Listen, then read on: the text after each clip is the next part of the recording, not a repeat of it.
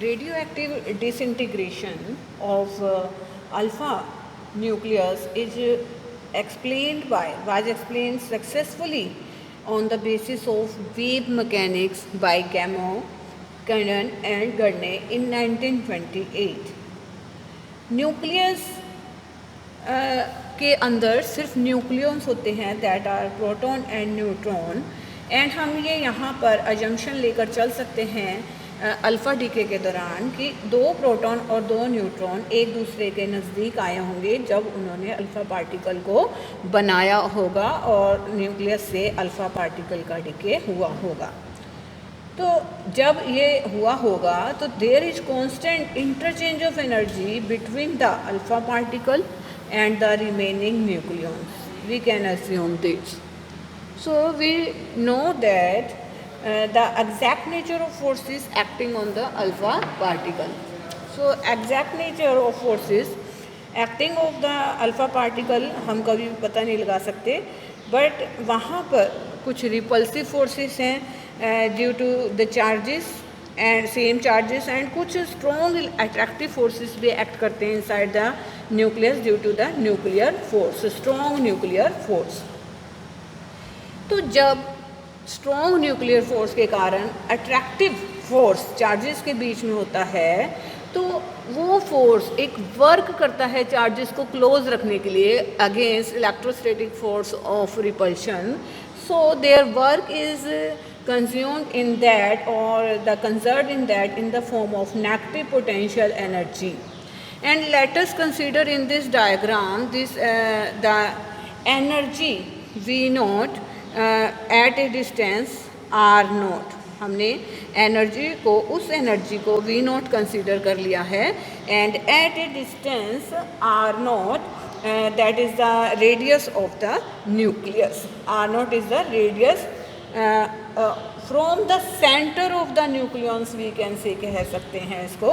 This is the nucleus in the region 2 and this is the centre R, and from the centre R naught is the radius of the nucleons inside the nucleus.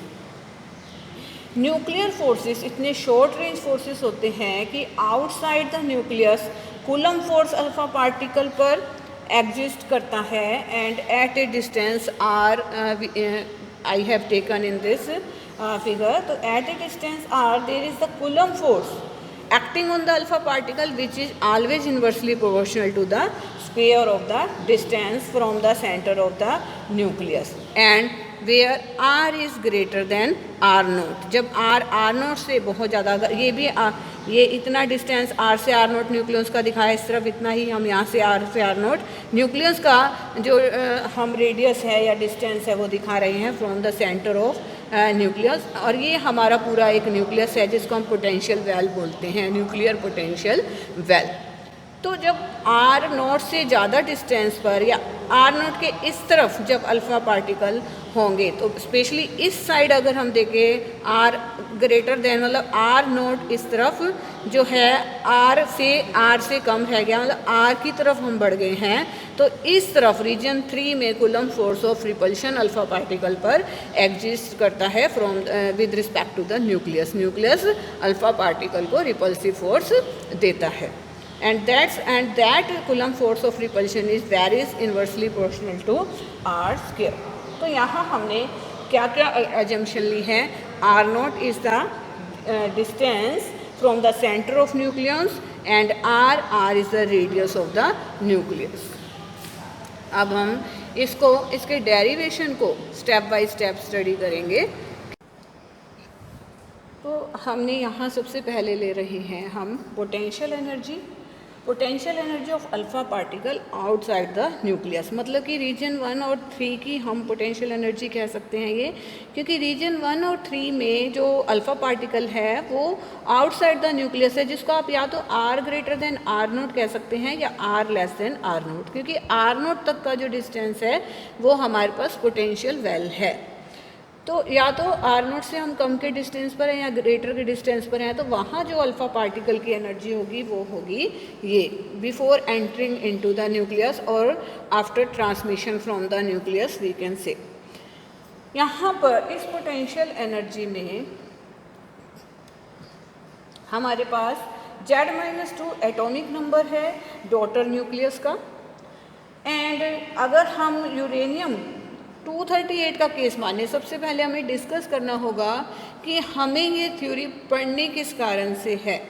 हम ये theory इसलिए पढ़ रहे हैं कि मैं आपको एक एग्जांपल से अब इसमें बता रही हूँ कि अगर यूरेनियम 238 एक रेडियो एक्टिव एलिमेंट हम लें, यूरेनियम 238 की जो हाइट है पोटेंशियल बैरियर की अल्फ़ा पार्टिकल के लिए, अलग अलग पार्टिकल के लिए बैरियर हाइट क्या होगी, अलग अलग होगी। तो अल्फ़ा पार्टिकल के लिए यूरेनियम 238 की जो बैरियर हाइट है अल्फ़ा पार्टिकल के लिए वो लगभग 30 मिलियन इलेक्ट्रॉन वोल्ट के आसपास रहती है। मतलब कि यूरेनियम न्यूक्लियस में अगर कोई अल्फ़ा पार्टिकल एंटर करना चाहे तो उसको कितनी एनर्जी चाहिएगी, 30 मिलियन इलेक्ट्रॉन वोल्ट। एंड इसी ऑर्डर की अदर जो अपने पास रेडियो एक्टिव एलिमेंट है जैसे पोलोनियम वगैरह है, इतनी एनर्जी उन हैवी एलिमेंट्स में जाने के लिए लगभग इतनी एनर्जी अल्फ़ा पार्टिकल को चाहिए 30 मिलियन इलेक्ट्रॉन वोल्ट के आसपास। तो ये जो मिनिमम एनर्जी है ये जो अल्फ़ा पार्टिकल को चाहिए ही चाहिए न्यूक्लियस में से एस्केप करने के लिए या न्यूक्लियस में एंटर करने के लिए, अगर क्लासिकल मैकेनिक्स के हिसाब से देखा जाए। पर जनरली हम एक्सपेरिमेंटली या रेडियो एक्टिव डिके के दौरान हम ये देखते हैं कि अल्फ़ा पार्टिकल जब एमिट किया जाता है किसी भी हायर एलिमेंट के द्वारा, तो जो उसकी एनर्जी है अप्रोक्सीमेटली 4 मिलियन इलेक्ट्रॉन वोल्ट से लेकर 9 मिलियन इलेक्ट्रॉन वोल्ट मिल रही है। तो जितने भी radioactive decay alpha particle के हो रहे हैं फ्रॉम एनी एलिमेंट, तो वो उनकी एनर्जी हमें 4 मिलियन इलेक्ट्रॉन वोल्ट से लेकर लगभग 9 मिलियन इलेक्ट्रॉन वोल्ट तक मिलती है। तो क्लासिकल मैकेनिक्स यहाँ क्या है, फेल हो गई, क्योंकि क्लासिकल मैकेनिक्स ये कहती है कि 30 मिलियन इलेक्ट्रॉन वोल्ट की एनर्जी जो है पोटेंशियल बैरियर से एस्केप या एंटर होने के लिए चाहिए, जबकि अल्फ़ा पार्टिकल बाहर आ रहा है यूरेनियम न्यूक्लियाई से या पोलोनियम से with this small energy 4 to 9 million electron volt. तो अल्फ़ा पार्टिकल के इस इफ़ेक्ट को क्लासिकल मैकेनिक्स नहीं समझ पाई, तो उस इफ़ेक्ट को किसने समझाया हमें, क्वांटम मैकेनिक्स ने। इस समस्या का हल होता है क्वांटम मैकेनिक्स से कि अगर if the motion of A particle in the neighbourhood of A potential barrier is treated quantum mechanically, then the alpha particle can penetrate the potential barrier, means it have some finite probability to enter into the potential barrier, against the potential barrier, ये quantum mechanics कहती है। And this effect is known as the tunnel effect. This effect by quantum mechanics is known as tunnel effect, जिसमें कि classical mechanics fail हुई है, पर quantum mechanics से कहते हैं there is finite probability of entering alpha particle inside the nucleus, that effect is known as the tunnel effect. तो हमने यहाँ पोटेंशियल एनर्जी ले ली अपनी रीजन 1 and 3 के लिए। Potential energy for region 2, that is the potential barrier region. तो let us suppose that potential energy of alpha particle at a distance R, कि R distance, हम रेडियस में आ गए न्यूक्लियस के, तो at a distance R from the centre of nucleus is equal to its kinetic energy. हम the probability that an alpha particle can leak through the barrier is called tunnel effect. Potential barrier is more than twice as high as the total energy of particles contained inside the nucleus. Potential barrier की जो height होती है वो उस energy की होती है जो कि न्यूक्लियस की टोटल एनर्जी के से भी डबल से भी ज़्यादा होती है।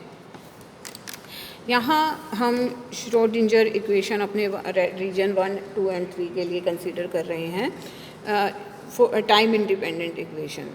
In the region 1 and 3, the alpha particle is free and its kinetic energy is greater than the potential energy of the well, and so we get the equation as like this: d square psi by dr square plus 2m by h cut square E psi is equal to 0. And for the region 2, the potential energy is greater than the kinetic energy of alpha particle, and for this we have d square psi by dx square plus 2m by h cut square E minus v psi is equal to 0. and this we will later put this as V minus E because this is greater than E. Now the solution of this Schrodinger equation is psi is equal to A E iota U by S cut. U हमने energy variable एक energy के लिए यहाँ पर denote कर लिया है. अगर हम इस इक्वेशन को डिफ्रेंशिएट करते हैं विद रिस्पेक्ट टू, यहाँ देखेंगे, we are here doing the differentiation of the solution of the Schrodinger equation, and the differentiation of the equation is d psi by dr is equal to a iota by h cut and e iota u by h cut du by dr. This is equation number 3, and again doing the differentiation we get D square psi by D R square. हमने ये differentiation इसलिए किए हैं ताकि हम Schrödinger equation में इस value को पुट कर सके. तो जब हम श्रोडिंजर इक्वेशन में इस वैल्यू को पुट करते हैं, we find this equation, and this equation is H cut by 2m D square U by D R square minus 1 by 2m D U by D R square plus E minus V equal to 0. ये जो coefficient है first term के, ये बहुत ही small value के हैं, तो इसको नेगलेक्ट कर दिया है हमने.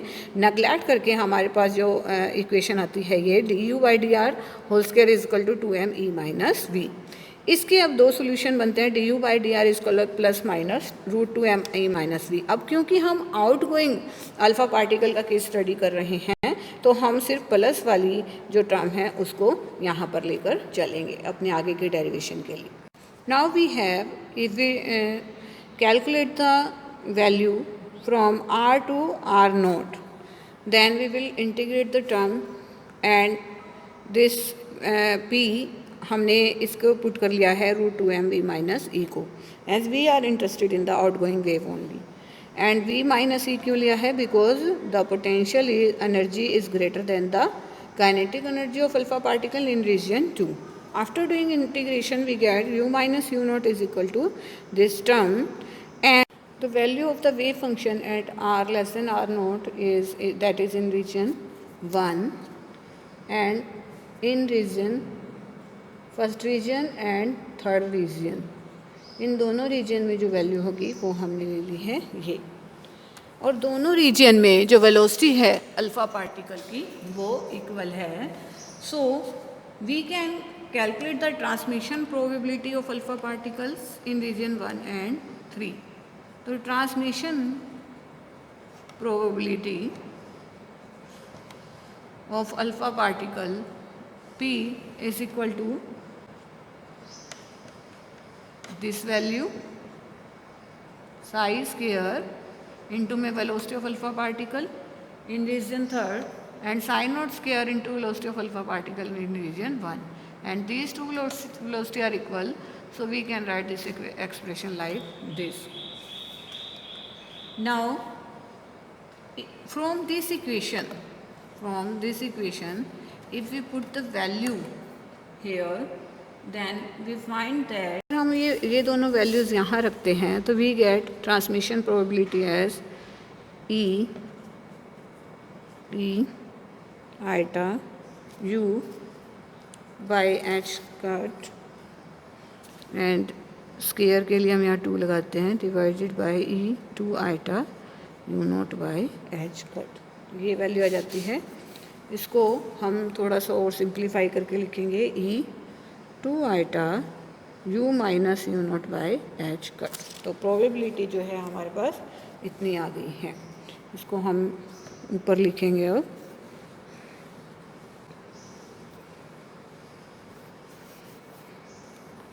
we get the transmission probability as P is equal to E 2 iota u minus u naught upon h cut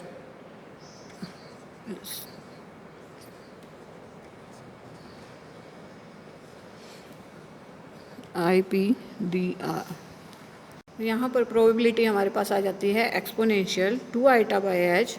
limit ले ली हमने within from centre of nucleus to radius of nucleus 2i by H slash R naught to R I P D R, जहाँ की हमने p की value को रखा हुआ है 2m root 2m v minus e. Now if we put the value of p here we get this expression, and iota को हमने इससे बाहर ले लिया है, ये हो गया आइटा स्क्वायर। तो 2 eta square is -2 by H slash आ गया। 2m की पावर 1/2 इसको हम क्योंकि कांस्टेंट क्वांटिटी है बाहर ले आए हैं। एंड इंटीग्रेशन में हमारे पास v की वैल्यू को हमने z-2 E square by 4πε0r put कर दिया है and minus e half D R. यहाँ से हमारे पास अब हम इसको देखें, इस पोटेंशियल को हम पुट कर सकते हैं ये। यहाँ देखिए, अगर पोटेंशियल जो है काइनेटिक एनर्जी के इक्वल है at the walls, we can say at r is equal to r। Potential energy जो है now v is equal to e at r is equal to capital R। So e is equal to 2z-2 square by 4πε0 capital R। तो e इस capital R को अगर आप यहाँ e के साथ लिखें तो ये बन जाता है e r is equal to this value. तो इस वैल्यू में हम इतने एक्सप्रेशन को अपना e कैपिटल R पुट कर सकते हैं। तो हमारे पास ये एक्सप्रेशन बचेगा, यहाँ पर हमारे पास ये इक्वेशन बन जाती है e r अपॉन r। अब हम इसका इंटीग्रेशन कर रहे हैं, तो इंटीग्रेशन करके हम पहले एक्सपोनेंशियल को इस तरफ ले जाते हैं। तो हम इसको क्या लिख सकते हैं, एक्सपोनेंशियल को हमने इक्वेशन को log p ले गए हैं एंड e को बाहर ले आएंगे यहाँ से common, 2me by H cut square and raise to power half integration within the limit r0 to r 1/2 dr। तो यहाँ से ये इंटीग्रेशन हमारे पास आ जाएगा -2me by H cut square r and we get cos inverse r0 by r after putting the limits and r0 by r -1 minus r0 by r raise to power 1/2। तो after putting the limits हम इस term पर आ जाते हैं, हमारे पास ये term बच जाती है। अब हम इसको, इस टर्म को हम इरेज करके ऊपर की तरफ लिख रही हूँ मैं। तो इसमें देखिए, तो यहाँ ऊपर लिख रही हूँ मैं इसको, log p is equal to -2me by H cut square 1/2 r cos inverse bracket में r0 by r under root r0 by r under root 1 minus r0 by r under root. ये इक्वेशन आ जाती है। अब क्योंकि पोटेंशियल बैरियर हमारा वाइड है as r is greater than r0, because the potential barrier is very much wide. So at r is equal to r, जो हमारे पास टर्म है कोस इनवर्स r0 बाय r, इसको हम पुट कर सकते हैं π/2 माइनस r0 बाय r 1/2। अब इस इंटीग्रेशन को सॉल्व करने के लिए we need to use the substitution method, हमें इसमें सब्सटीट्यूशन मेथड लेना होगा। So let us take r as equal to r sine square theta. हमने r को r sine square theta put कर लेना है यहाँ पर। अगर हम इसका डिफ्रेंशिएशन करें विद रिस्पेक्ट टू थीटा, तो dr की वैल्यू हमारे पास आएगी r 2 साइन थीटा का differentiation cos theta into D theta. Now we will calculate the upper and lower limit for this equation 1. So upper limit is for r. If we put r as equal to r in equation 1, we will have r is equal to r sin square theta. Sin square theta is equal to r by r, that is equal to 1. So sin square theta is equal to 1. हम sine theta लेंगे इससे, sine theta हमारे पास क्या हो जाएगा 1। So sine theta अगर 1 है तो थीटा इज़ पाई बाय 2। तो ये आ जाती है हमारे पास अपर लिमिट। अपर लिमिट आ गई। अब हमें लोअर लिमिट कैलकुलेट करनी है। So upper limit that is for r is equal to r, the upper limit is theta is equal to pi by 2. Now for r is equal to r naught, from equation 1 r naught is equal to r sin square theta। यहाँ से हम lower limit calculate करेंगे। r naught upon r is equal to sine square theta. So sin theta is equal to r naught upon r raised to power 1 by 2. So theta is sin inverse r naught upon r 1 by 2. This is the lower limit. ये हमारे पास आ जाती है lower limit। अब हम अपने इस इंटीग्रेशन को सॉल्व करेंगे। पहले हम इसी इंटीग्रेशन को ही सॉल्व कर लेते हैं, इस पार्ट को, उसके बाद हम इसको इस इक्वेशन में रख देंगे। तो इस इंटीग्रेशन में हम अपर लिमिट लेंगे पाई बाय 2, लोअर लिमिट हमारे पास आ जाएगी sine inverse r naught upon r raise to power 1 by 2। Value put करेंगे, r की यहाँ पर स्मॉल r की वैल्यू है यहाँ पर हमारे पास r sine square theta minus 1 raise to power 1 by 2 into D R की वैल्यू पुट कर देंगे। डी आर हमारे पास है 2r sine theta cos theta into D theta. ये हमारे पास वैल्यू आ जाएगी डी आर की। यहाँ इस इक्वेशन को अगर हम सॉल्व करते हैं, r से r कैंसिल हो जाएगा, हम एलसीएम ले लेंगे तो ये बनेगा 1 minus sine square theta upon sine square theta. 1 minus sine square theta को हम कोस स्क्वायर थीटा पुट कर देंगे और तब हमारे पास ये इक्वेशन बनेगी। यहाँ पर आ गया कोस स्क्वायर थीटा, हमने 1 माइनस साइन स्क्वायर थीटा को पुट कर दिया, नीचे आ गया साइन स्क्वायर थीटा एंड यहाँ हमारे पास है 2r sine theta cos theta into D theta. और अंडर से पावर को हम कैंसिल कर देंगे and then we will find from here, इस टर्म को लिख रही हूँ ओनली मैं यहाँ, हमारे पास ये टर्म आ जाएगी कोस थीटा, साइन थीटा से साइन थीटा भी कैंसिल हो जाएगा after cancelling the power and we will get from here 2r cos square theta into D theta. ये हमारे पास टर्म आ जाएगी। तो हम यहाँ लिखेंगे और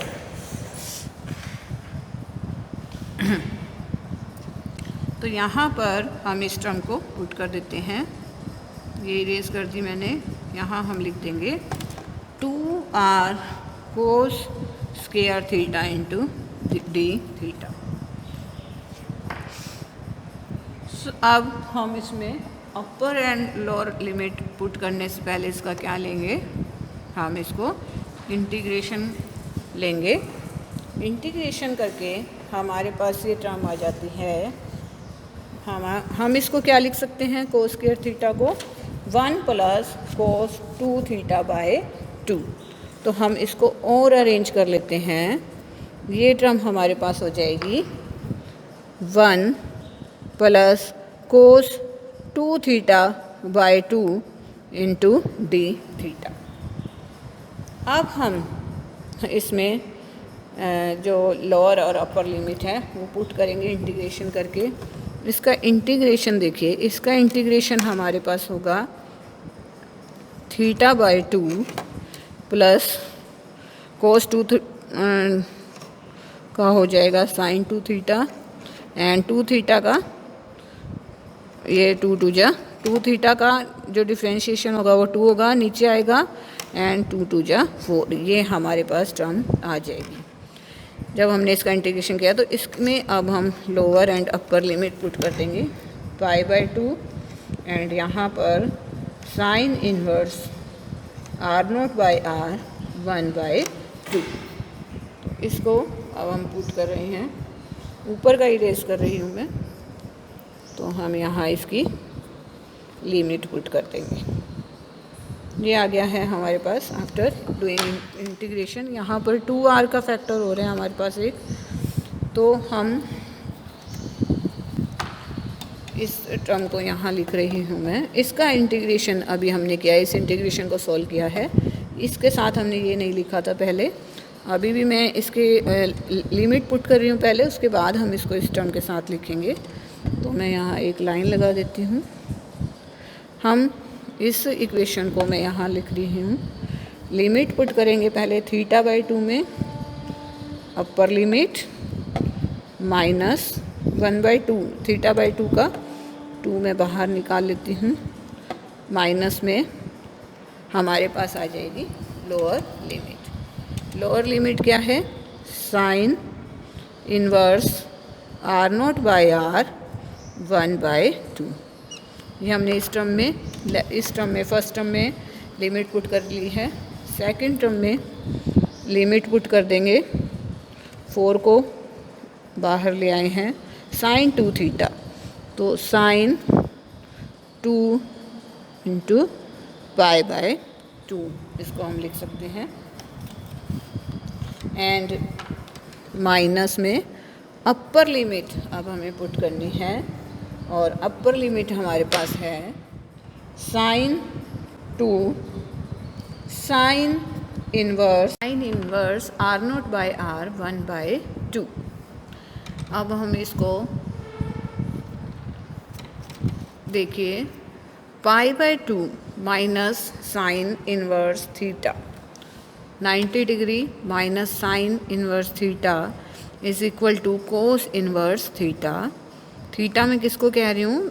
this is r0/r is to power 1/2 is any random angle theta. तो हम इसको क्या लिख सकते हैं? This is cos inverse r0/r power 2। इसी तरह ये है हमारे पास, यहाँ से 2 से 2 कैंसिल कर लेते हैं, यहाँ हमारे पास आ जाएगा r/2। साइन पाई 0 हो गया है, यहाँ पर है साइन 2।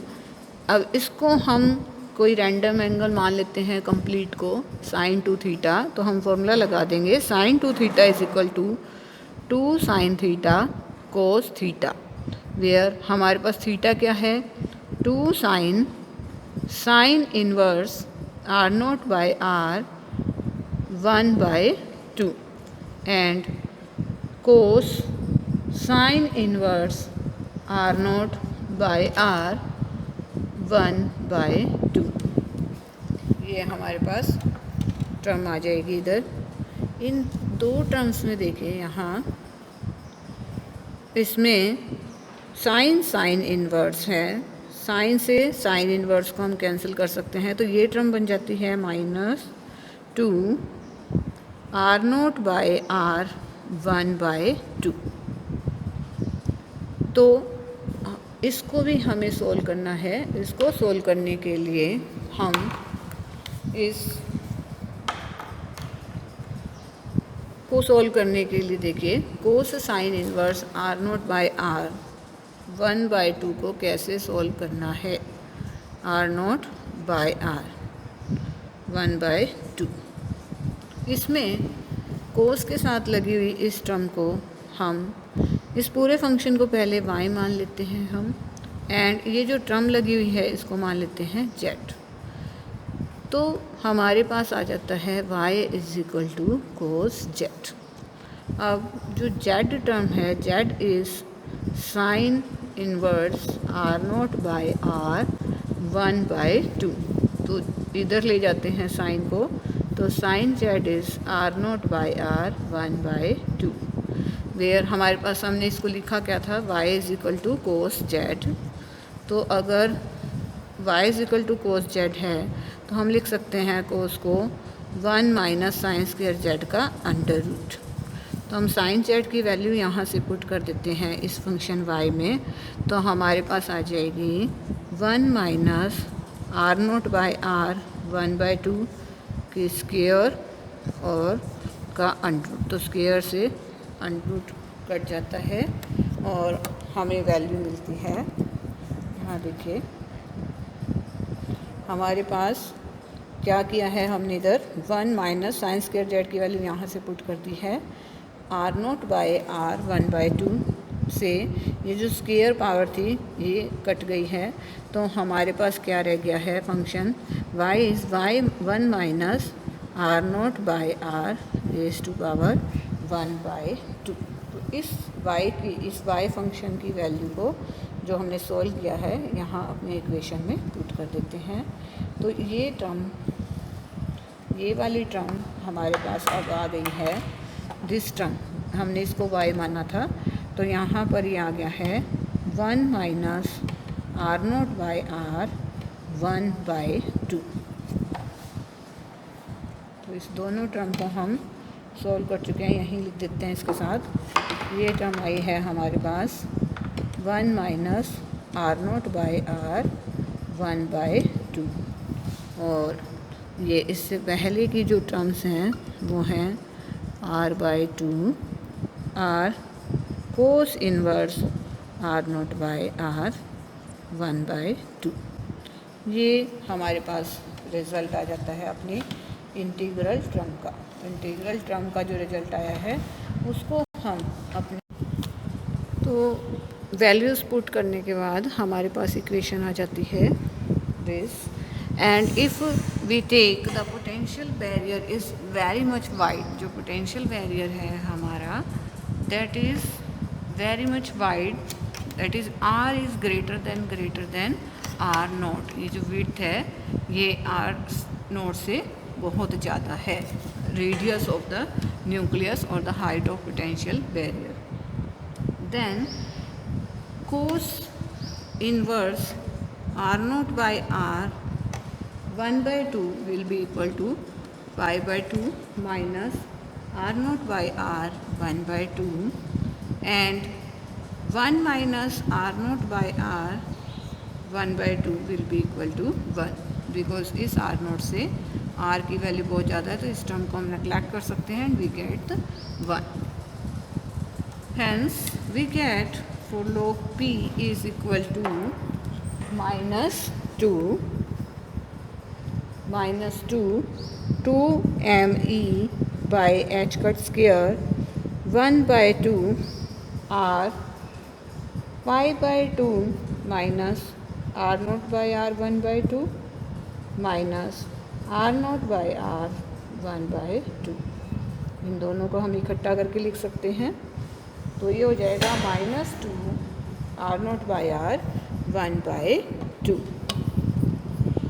तो हम इसको आगे क्या लिख सकते हैं, log p is equal to -2 √2me by h cut square r pi/2 -2 r naught by r 1/2। ये आ जाता है हमारे पास। एंड r की जो वैल्यू है, r अगर हम पोटेंशियल एनर्जी की टर्म में r को लिखें तो r in terms of potential energy, r potential energy क्या है हमारे पास 2z-2 e² / 4πε0 r। तो r को हम क्या लिख सकते हैं 2z1 e² / 4πε0t, और ये जो पोटेंशियल एनर्जी r पर है that is also equal to the e, that is kinetic energy of the alpha particle. e के इक्वल है, सॉरी यहाँ kinetic energy of the alpha particle. तो हम r की वैल्यू को यहाँ पर पुट कर देंगे। अगर हम z-2 को कोई सिंबल zi दे दें तो हम z-2 को लिखेंगे zi इन आवर इक्वेशन। तो यहाँ हम वैल्यू पुट कर देंगे फॉर दिस आर। तो after putting the values we will R को 2z-2e²/4πε0e पुट कर देना है अपनी इस इक्वेशन में, एंड z-2 को हम पुट कर रहे हैं z1। तो जब हम पुट कर लेते हैं log p में तो हमारे पास ये वैल्यू आ जाती है। इस वैल्यू में ये जो कांस्टेंट टर्म है इसको हमने डिफ़ाइन कर लिया है k1 से, एंड इस कांस्टेंट टर्म को हमने डिफ़ाइन कर लिया है k2 से। तो रिजल्टिंग एक्सप्रेशन जो हमें मिलता है that is for log p is equal to k1 z1 raise to power half r0 half minus k2 z1 e raise to power -1/2। अगर हम ये कंसीडर करें कि जो अल्फ़ा पार्टिकल है वो पोटेंशियल वेल के इनसाइड में किसी वेलोसिटी v0 से मूव करता है, तो ये वॉल पर v0/2r टाइम्स पर सेकेंड में स्ट्राइक करेगा, because time is distance upon velocity upon distance. तो velocity upon distance covered by the alpha particle when it is moving with velocity v0। तो हमने पोटेंशियल वेल की वोल्स पर जब वो टकराएगा तो उसकी जो टाइम पर सेकंड होगा वो ये होगा। तो अल्फ़ा पार्टिकल की जो प्रोबेबिलिटी है वो p है लीकिंग एट आउट। जैसे कि अगर ये दीवार है पोटेंशियल वेल की, तो हर बार अल्फ़ा पार्टिकल जब इस पर स्ट्राइक करता है विद वेलोसिटी v0, तो हर बार वॉल्स पर से जंप करने की जो उसकी प्रोबेबिलिटी है वो हमने क्या ली है, p ली है। There is, because quantum mechanics क्या कहते हैं, there is a finite probability of jump out of the alpha particle और jump in. So this probability, हमने इस प्रोबेबिलिटी को कैलकुलेट किया है। इस एक्सप्रेशन में हम दोनों तरफ log लैम्डा ले लेंगे। फिर लैम्डा क्या है हमारे पास, the lambda is the decay constant. तो log लैम्डा log ले लिया, दोनों तरफ हमारे पास ये आ गया। तो finally we will get the log of decay constant as equal to this equation. This is our final result. अगर हम इस इक्वेशन को लेकर एक ग्राफ प्लॉट करें between logarithm of decay constant and reciprocal of the energy of the alpha particle, तो हमें graph एक स्ट्रेट लाइन मिलेगा। एंड वो जो जैसे कि गाइगर नटल्ला में हमें स्ट्रेट लाइन ग्राफ मिलता है फॉर द डीके, तो सेम स्ट्रेट लाइन ग्राफ हमें this is the equation, final equation for the decay constant. log of decay constant, अगर हम log ऑफ डीके कांस्टेंट का ग्राफ बनाएं versus this relation, we find the straight line graph as given by the Geiger and Nutella. Also this equation can calculate the radius of the nucleus, and from this equation we can conclude that कि if longer living parent है तो उनसे जो alpha particle emit होंगे उनकी energy low होगी, low energy के alpha particle होंगे एंड शॉर्ट रेंज उनकी होगी। लेकिन अगर शॉर्ट लिविंग पेरेंट से अल्फ़ा पार्टिकल रिलीज़ होते हैं तो वो अल्फ़ा पार्टिकल हमारे हाई एनर्जी के होंगे और लॉन्ग रेंज के होंगे। We will get the long range and high energy alpha particle. Probability क्या हो गई, मीन्स कि अगर पोटेंशियल बैरियर की हाइट कम होगी, width of potential barrier is less, potential barrier जितना उसकी चौड़ाई कम होगी उतना ही जो अल्फ़ा पार्टिकल की एनर्जी है वो ज़्यादा मिलेगी।